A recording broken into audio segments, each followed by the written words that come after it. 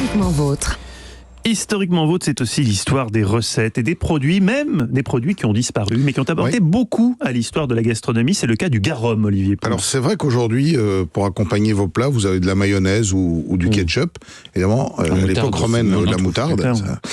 Mais les Romains, eux, ils avaient le garum. Alors le garum, qu'est-ce que c'est ? C'est un condiment. Un condiment à base de poisson fermenté, très puissant. Gnocchman, quoi. Et c'est un peu ça, c'est ce qu'a donné ensuite. C'est bon. Alors évidemment aujourd'hui c'est bon parce que c'est assez maîtrisé, mais je pense qu'à l'époque ça n'était pas forcément. Aïe. Alors le garum est probablement né à Babylone, bien avant que les Romains ne l'utilisent. Puis on a retrouvé des tablettes qui mentionnaient déjà la recette 1700 ans avant Jésus-Christ. Exactement. Ça a peut-être inspiré la chanson d'ailleurs. Alors il était connu sous le nom de sikou. Les Grecs, dès le 6e siècle, le préparaient aussi. Ils appelaient ça le garos. Garos qui veut dire petit poisson. Et donc le garum en latin, en italien ensuite. Il se trouvait d'abord sous deux formes. Sous une forme de pâte, une forme solide, ou sous une forme liquide. La recette liquide était mise en place un tout petit peu plus tard, vers le 1er siècle. Alors, il faut quoi pour faire du garum ? Des poissons entiers, des petits poissons, type maquereau, type anchois, qui sont mis à fermenter au soleil avec du sel, des épices, dans des espèces de grandes cuves qui sont battues au vent, au soleil, etc. et qu'on couvre à peine de manière à ce que la fermentation, notamment à la chaleur, puisse s'opérer. Alors la chair des poissons se ramollit, elle se liquéfie sous l'effet de la macération et l'action du sel. Il y a une réaction chimique et en fait le poisson s'auto-digère avec son intestin, en quelque sorte, parce que l'intestin porte des... belle fin. Ouais, voilà. Ça donne envie, oui. Et donc, il faut arrêter le processus juste avant d'arriver à la putréfaction. Donc, il ne faut pas se rater.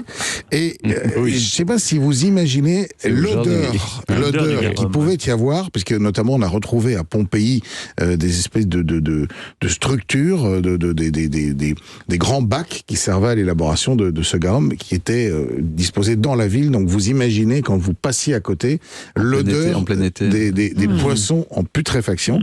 Alors donc, après, on utilisait le liquide ou la pâte de ces poissons et qui servait donc de condiment pour beaucoup de choses durant cette cuisine romaine. Et ensuite, il y a plein de déclinaisons qui arrivent. Alors, je vous l'ai dit, aujourd'hui, il y a la sauce Gnocchman au Vietnam, qui est un dérivé de ce garum. Vous avez... c'est la lactofermentation qui a permis ensuite non seulement de conserver un certain nombre d'aliments, mais cette lactofermentation, c'est ce qui permet aussi de faire on le fait avec du soja, vous voyez, on le fait avec du blé, on le fait avec plein d'autres choses. Vous avez le praok cambodgien ou le mam vietnamien, mais aussi chez nous le pisala. C'est le pisala. Vous connaissez pas la pisala ou les mélèes ? La pisala je connais, mais pas le pisala. Le pisala et les mélèes provençaux, qui sont des versions modernes du garum, c'est des petits alevins de poissons qu'on a mis à fermenter. Alors c'est des fermentations qui sont un peu plus courtes et maîtrisées. Et franchement, c'est très très bon. Ça a un goût assez puissant, mais c'est absolument délicieux.